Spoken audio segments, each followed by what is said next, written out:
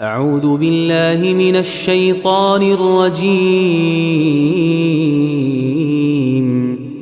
بسم الله الرحمن الرحيم. يا أيها النبي إذا طلقتم النساء فطلقوهن لعدتهن وأحصوا العدة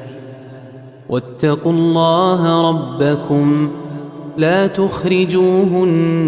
من بيوتهن ولا يخرجن إلا أن يأتين بفاحشة مبينة وتلك حدود الله ومن يتعد حدود الله فقد ظلم نفسه لا تدري لعل الله يحدث بعد ذلك أمرا فإذا بلغن أجلهن فأمسكوهن بمعروف أو فارقوهن بمعروف وأشهدوا ذوي عدل منكم وأقيموا الشهادة لله ذلكم يوعظ به من كان يؤمن بالله واليوم الآخر ومن يتق الله يجعل له مخرجا ويرزقه من حيث لا يحتسب ومن يتوكل على الله فهو حسبه إن الله بالغ أمره قد جعل الله لكل شيء قدرا واللائي يئسن من المحيض من نسائكم إن ارتبتم فعدتهن 3 أشهر واللائي لم يحضن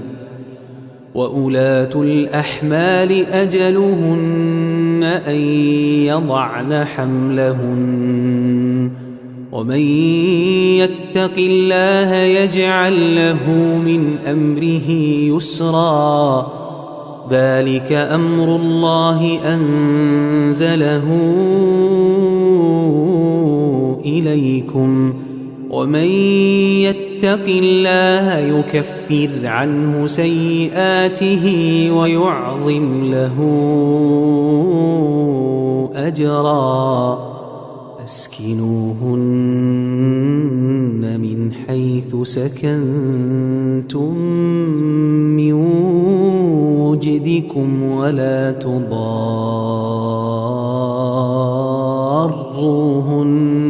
لتضيقوا عليهن وإن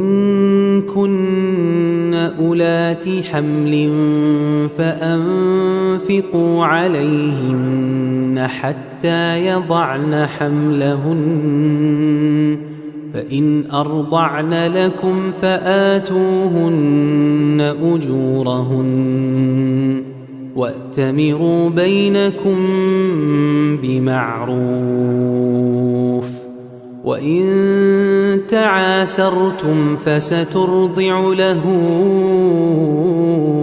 أخرى لينفق ذو سعة من سعته ومن قدر عليه رزقه فلينفق مما آتاه الله لا يكلف الله نفسا إلا ما آتاها سيجعل الله بعد عسر يسرا وكأي من قرية عتت عن أمر ربها ورسله فحاسبناها حسابا شديدا فحاسبناها حسابا شديدا وعذبناها عذابا نكرا فذاقت وبال أمرها وكان عاقبة أمرها خسرا أعد الله لهم عذابا شديدا فاتقوا الله يا أولي الألباب الذين آمنوا قد أنزل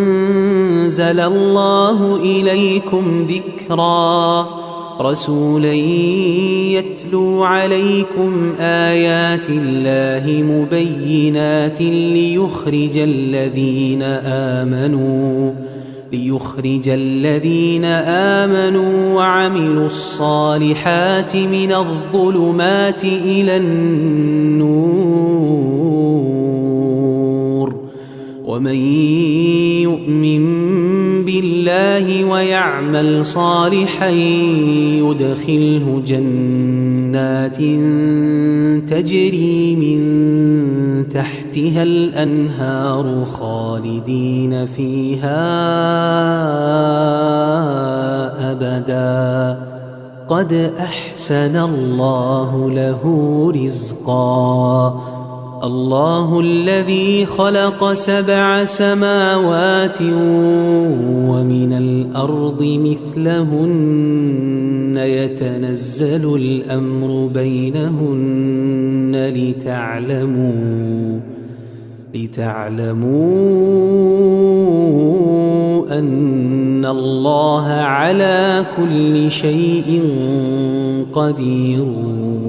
وأن الله قد أحاط بكل شيء علما